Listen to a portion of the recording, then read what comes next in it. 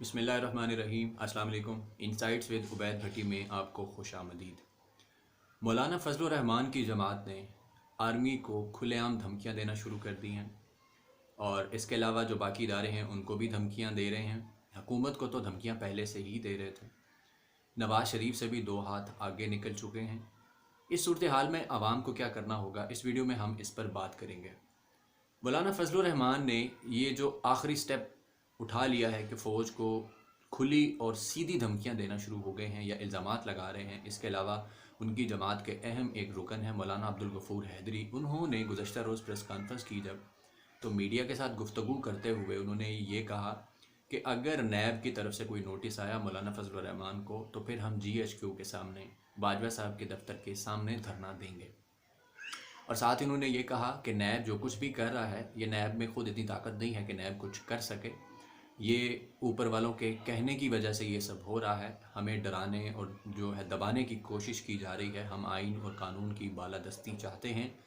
मौलाना फजलुर रहमान का जब हामिद मीर ने गुज़श्ता दिनों इंटरव्यू किया जियो पर, तो उसमें भी मौलाना फजलुर रहमान को हामिद मीर ने बहुत सारा मौका दिया कि वो जो कुछ कहना चाहते हैं खुल कर कहें। उन्हें कोई टफ़ टाइम ना दिया गया, कोई ऐसे सवाल ना किए गए जिससे मौलाना फजलुर रहमान की अपनी जो बातें थी माजी की और आज जितना उनमें फ़र्क है वो उस पर उनकी कोई पकड़ करते। मौलाना ने यहाँ तक कहा कि जो आर्मी के लोग शहीद होते हैं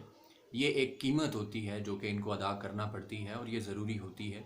और उनकी जो बात है अगर आप उसको सुने तो आपको उनका मुद्दा पूरी तरह समझ आएगा। जिस तरह हामिद मीर ने उनसे सवाल किया था कि वो आर्मी पर इल्ज़ाम लगा रहे थे कि हालात और सिचुएशन को एक नेचुरल दिखाने के लिए आर्मी जो है वो अपने जवानों को शहीद करवाती है। अब सवाल ये उठता है कि मौलाना फजलुर रहमान की जमात इस हद तक फ्रस्ट्रेशन का शिकार क्यों हो चुकी है और ये इस तरह से सीधे हमले जो करने की कोशिश की जा रही है आर्मी पर, और जिस तरह के बयानात दिए जा रहे हैं उससे साफ ये पता लगता है कि मुल्क को खाना जंगी की तरफ धकेलने की कोशिश की जा रही है। इसके पीछे मकसद सिर्फ ये है कि अपने पाव गोश के लिए पूरे ऊँट को ज़िबा करने वाला मामला जो है वो बनता जा रहा है। पहले जब इमरान खान की हुकूमत बनी 2018 में, तो मौलाना ने जो एक नारा बुलंद किया वो ये था कि हुकूमत जो है धांधली से आई है, तो इस हुकूमत को हम जायज़ तस्लीम नहीं करते, तो उसके ख़िलाफ़ जद्दोजहद करेंगे। तब तो मामला सिर्फ हिस्सा ना मिलने का था, क्योंकि मौलाना अपनी सीट भी हार गए थे। अगर उनको हिस्सा मिल जाता, जैसे इससे पहले जितनी भी हुकूमतें रही हैं 90 की दहाई से लेके, मौलाना को अपना हिस्सा मिलता था तो वो हुकूमत को जायज़ भी करार देते थे, उसके साथ खड़े हो जाते थे, फतवे भी देते थे। जैसे 2013 के इंतखाबात हुए तो उस पर तमाम जमातों ने धांधली के इल्ज़ामात लगाए, तहकीकात का मुतालबा किया, तो मौलाना फजलुर रहमान ने भी धांधली के इल्ज़ामात लगाए। सलीम साफ़ी के साथ उनका इंटरव्यू था, तो उसमें सलीम साफ़ी ने जब उनसे पूछा तो उन्होंने वहीं पे जो है लचक दिखा दी थी कि अगर कोई मामला सेट होते हैं तो फिर देखी जाएगी। और फिर वही हुआ कि नवाज़ शरीफ ने जब उनको कश्मीर कमेटी दे दी तो उसके बाद मौलाना फजलुर रहमान का मौक़िफ़ बिल्कुल 380 डिग्री जो है वो बदल गया। और उसके बाद वो पार्लियामेंट में खड़े होकर कहते थे कि ये हुकूमत जो है इसको कोई गिरा नहीं सकता, ये अवामी हुकूमत है, कोई भी जत्था जो है वो उठ कर इसको गिराने आ जाए हम ऐसा कतन नहीं होने देंगे। हालांकि वो हुकूमत जो थी वो भी धांधली ज़्यादा थी बकौल मौलाना फजलुर रहमान के। लेकिन आज मौलाना इस नौबत तक इसलिए पहुंच रहे हैं और उनकी पार्टी के लोग भी इसलिए पहुंच रहे हैं क्योंकि अब मामला सिर्फ हिस्से का नहीं रहा, बल्कि अब मौलाना से जवाब मांगा जा रहा है। इससे पहले किसी हुकूमत ने मौलाना फजलुर रहमान को अपनी हिमायत लेने की खातिर उनको नैब की तरफ से कोई नोटिस नहीं भिजवाया था, ना ही किसी और इदारे ने उनके ख़िलाफ़ कोई कार्रवाई की थी। हालांकि ये बात ऑन द रिकॉर्ड है कि मौलाना फजलुर रहमान के पास जितनी जायदादें हैं उनका कोई सोर्स ऑफ इनकम जो है या कोई ज़रिया जो है वो किसी के इल्म में नहीं है, क्योंकि मौलाना का तो कोई बिज़नेस नहीं है। मदरसे चलाते हैं, उनकी जमात के बहुत सारे मदरसे हैं, तो उस पर गुमान ये किया जाता है कि उनकी ये जो जायदादें हैं, एक तो उन्होंने अपने सियासी असर व रसूख की वजह से हासिल की। जैसे परवेज़ मुशर्रफ के दौर के अंदर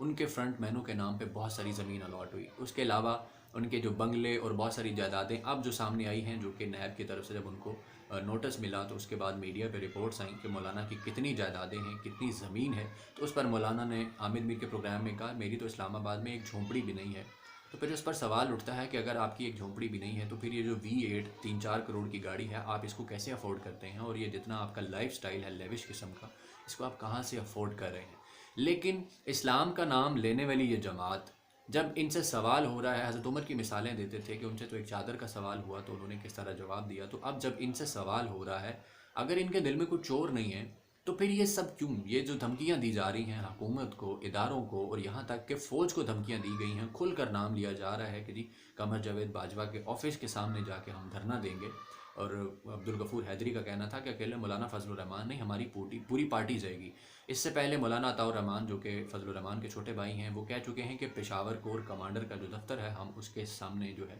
وہ دھرنا دیں گے۔ اس کے بعد مفتی کفایت اللہ جو ہیں وہ بھی اس طرح کے بیانات دیتے جا رہے ہیں، حالانکہ اس وقت جمعیت علماء اسلام کے اندر بہت ساری پھوٹ پڑ چکی ہے۔ ان کے بڑے بڑے نام جو ہیں جیسے مولانا شیرانی ہیں، حافظ حسین احمد ہیں، مولانا گل نصیب ہیں، اور ایک دو اور لوگ بھی ہیں، وہ مولانا فضل الرحمان کے خلاف اٹھ کھڑے ہوئے ہیں۔ انہوں نے یہ کہنا شروع کر دیا ہے کہ اپنی جماعت جو ہے ہماری جمعیت علماء اسلام، اس کے اندر بھی جمہوریت نہیں ہے، اور مولانا باتیں کرتے ہیں جمہوریت لانے کی، اسٹیبلشمنٹ کے خلاف جو ہے جد و جہد کی بات کرتے ہیں، لیکن مولانا جو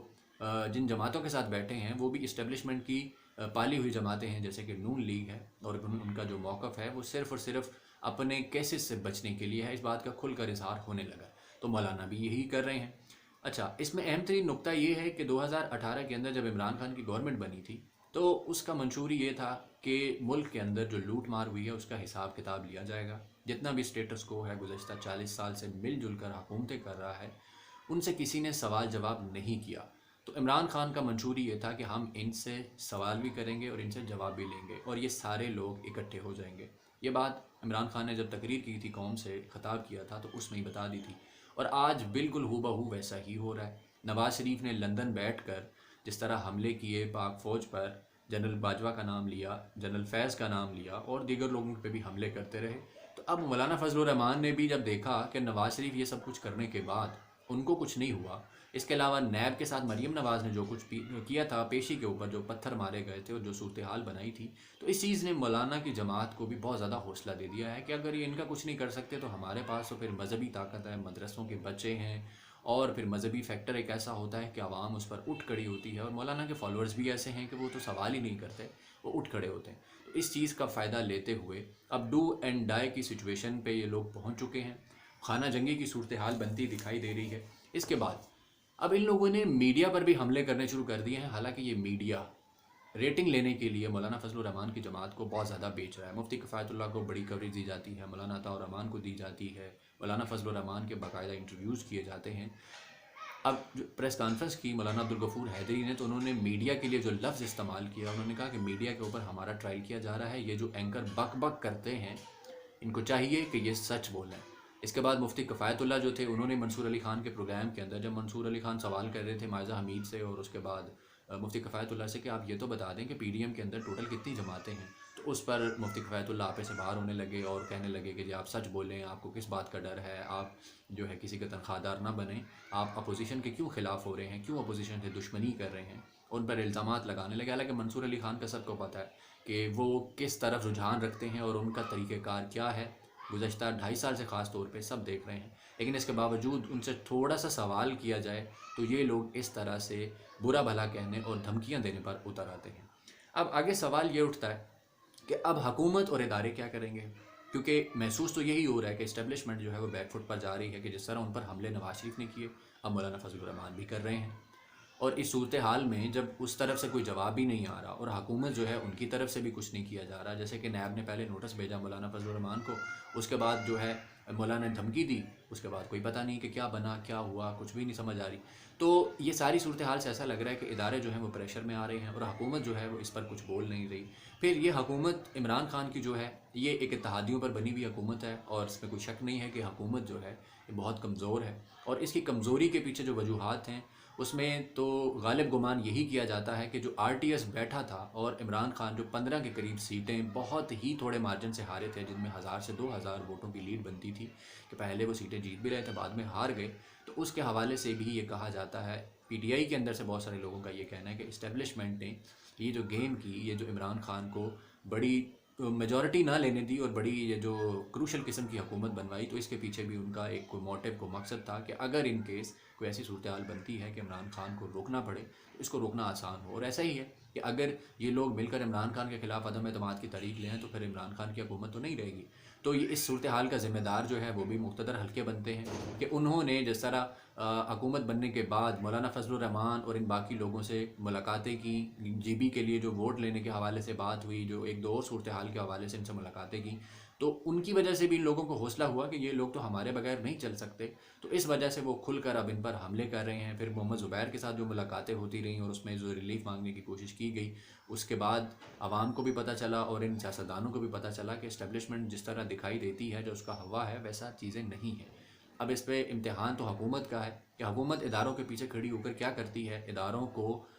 اگر تو ڈرا لیا جاتا ہے تو پھر تو عوام کے اندر وہ جو ایک مائنڈ سیٹ تھا کہ اس ملک میں دو قانون ہیں، ایک غریب کے لیے اور ایک طاقتور کے لیے، تو پھر وہ بات جو ہے وہ پہلے بھی بہت دفعہ سچ ہو چکی ہے، تو اب اس پہ مزید جو ہے وہ مہر ثبت ہو جائے گی اور وہ یقین ہو جائے گا لوگوں کو کہ بالکل ایسا ہی ہے، جو طاقتور ہے وہ ڈرا لیتا ہے اور جو غریب ہے، جو طاقتور نہیں ہے، اس کو جس طرح چاہیں ادارے اس کا بازو مروڑیں، اس کے کان مروڑیں یا اس کی گردن مروڑیں، اس کے ساتھ کوئی کھڑا نہیں ہوتا۔ اب یہاں پہ اہم ترین سوال جو ہے وہ یہ ہے کہ عوام اس صورتحال میں کیا کرے گی۔ عوام کو اپنے اداروں کے ساتھ کھڑے ہونا چاہیے، عوام کو اپنی حکومت کے ساتھ کھڑے ہونا چاہیے، یا یہ جو اپوزیشن کا ٹولہ ہے جن سے سوال پوچھا گیا ہے، اگر ان کے دل میں چور نہیں ہے تو جس کے بھی دل میں چور نہ ہو بڑی آسانی سے بتا دیتا ہے کہ جی یہ ذرائع ہیں، یہ طریقہ کار ہے، یہ میرا ہے اور یہ میرا نہیں ہے، بجائے یہ کہ وہ دھمکیاں دینے پہ اتر آئے اور یہ کہے کہ جی مجھے دبانے کی کوشش ہو رہی ہے۔ جس کے دل میں چور نہ ہو اس کو تو کوئی دبا نہیں سکتا، وہ تو اصول پہ کھڑا ہوتا ہے، وہ ڈٹ کے کہتا ہے جی بالکل آئیں، سوال جواب کریں، چھانٹی کریں میرے لیے تو اچھی بات ہے کہ میں تو کلین ہو جاؤں گا کہ جب اس کے بعد بھی آپ کو کچھ نہیں ملے گا۔ اتنی بھی اندھیر نگری نہیں ہے کہ آپ کے اگر ذمہ کوئی الزام نہیں ہے یا کوئی ایسی چیز نہیں ہے کہ آپ نے کوئی دو نمبری کی ہو تو اس کے باوجود بھی آپ کو کوئی زبردستی کسی چیز میں پھنسا لے، ایسا تو ہونا اب خاص طور پہ اس ٹائم میں ممکن نہیں ہے جبکہ میڈیا کا دور ہے، سوشل میڈیا کا دور ہے، ہر چیز جو ہے وہ دنیا کو نظر آ رہی ہوتی ہے۔ تو اس صورتحال میں بھی جواب نہ دینا اور باتیں اسلام کی کرنا اور خانہ جنگی کی جو صورتحال پیدا کرنے کی کوشش کی جا رہی ہے، جس طرح سے دھمکیاں دی جا رہی ہیں، اگر آپ کو موقع ملے یوٹیوب پر تو مولانا عبدالغفور حیدری کی وہ پریس کانفرنس سنیں کہ کس طرح سے انہوں نے کھل کر نام لیا ہے اور دھمکیاں دی ہیں۔ اور نواز شریف کا تو آپ کو پتہ ہی ہے کہ جس طرح سے وہ لندن میں بیٹھ کے جو کچھ کہتے رہے، حالانکہ یہی وہ لوگ تھے جنہوں نے ان کو پالا، جنہوں نے یہاں تک پہنچایا، اور لندن جانے کے لیے بھی انہی لوگوں نے کوشش اور محنت کی تھی اور اس کے بعد اب یہ بھگت رہے ہیں۔ اب حکومت کا بھی امتحان شروع ہے، اداروں کا بھی امتحان ہے اور عوام کا بھی امتحان ہے کہ وہ آئین اور قانون کے ساتھ کھڑے ہو کر اس حکومت کے پیچھے کھڑے ہوتے ہیں اور ان لوگوں کے ساتھ ان کا کیا رویہ ہوتا ہے، یا اپنے مذہب کے نام پر جو کھیل رہے ہیں، جو سیاست کے نام پر عوام کو بیوقوف بنا رہے ہیں، ان کے ہاتھوں عوام بیوقوف بنتی ہے۔ ناظرین، مجھے اجازت دیجیے گا، اللہ حافظ۔